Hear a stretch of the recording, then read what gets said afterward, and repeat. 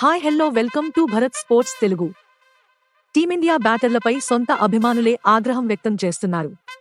అంతర్జాతీయ ఆటగాళ్లా లేక గల్లీ క్రికెటర్లా అని ప్రశ్నిస్తున్నారు. సౌత్ ఆఫ్రికాతో కేప్టౌన్ వేదికగా జరుగుతున్న రెండో టెస్టులో టీమిండియా 153 పరుగులకు కుప్పకూలింది.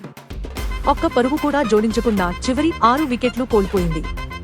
ఏకంగా 7 బ్యాటర్లు ఖాతా తెరవకపోగా 6 డకౌటయ్యారు. టీమిండియా బ్యాటర్లలో విరాట్ కోహ్లీ 59 బంతుల్లో 6 ఫోర్లు, 6తో 46, శుభ్మన్ గిల్ 55 బంతుల్లో 5 ఫోర్లతో 36, రోహిత్ శర్మ 50 బంతుల్లో 7 ఫోర్లతో 39 మినహా అంతా విఫలమయ్యారు. కేఎల్ రాహుల్ 8 ఒక్కడే ఖాతా తెరవగా మిగతా 6 బ్యాటర్లు డకౌటయ్యారు. యశస్వి జైస్వాల్, శ్రేయస్ అయ్యర్, రవీంద్ర జడేజా 0, జస్ప్రీత్ బుమ్రా 0, మహమ్మద్ సిరాజ్ 0, ప్రసిద్ధ్ కృష్ణ 0 డకౌటవ్వగా ముఖేష్ కుమార్ కు బ్యాటింగ్ చేసే అవకాశం దక్కలేదు. ఈ పేలవ బ్యాటింగ్ పై భారత అభిమానులు తీవ్ర ఆగ్రహం వ్యక్తం చేస్తున్నారు. ఇదేం బ్యాటింగ్ రా అయ్యా అంటూ మండిపడుతున్నారు. గల్లీ క్రికెటర్ల అయినా కనీసం ఒక్క పరుగైనా చేస్తారని సెటైర్లు పేల్చుతున్నారు. ఫన్నీ మీమ్స్ ట్రెండ్ చేస్తున్నారు. టాయిలెట్ వెళ్ళొచ్చే లోపే ఆలౌటయ్యారని ఫన్నీ కామెంట్స్ చేస్తున్నారు.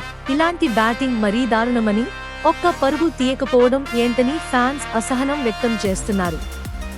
ఈ బ్యాటింగ్ చూసి నమ్మలేకపోతున్నామని నెటిజన్లు ఆశ్చర్యం వ్యక్తం చేస్తున్నారు. ఈ మ్యాచ్లో టాస్ గెలిచి ముందుగా బ్యాటింగ్ చేసిన సౌత్ ఆఫ్రికా 23.2 ఓవర్లలో 55 పరుగులకు కుప్పకూలింది. మహమ్మద్ సిరాజ్ 6/15, 6 వికెట్లతో సఫారీ టీం పతనాన్ని శాసించగా, జస్ప్రీత్ బుమ్రా 2/25, ముఖేష్ కుమార్ 2/0, 2 వికెట్లతో రాణించారు. సఫారీ బ్యాటర్లలో డేవిడ్ బెడింగ్హమ్ 12, కైల్ వెర్రేన్ 15 మాత్రమే 2 అంకెల స్కోర్ చేశారు.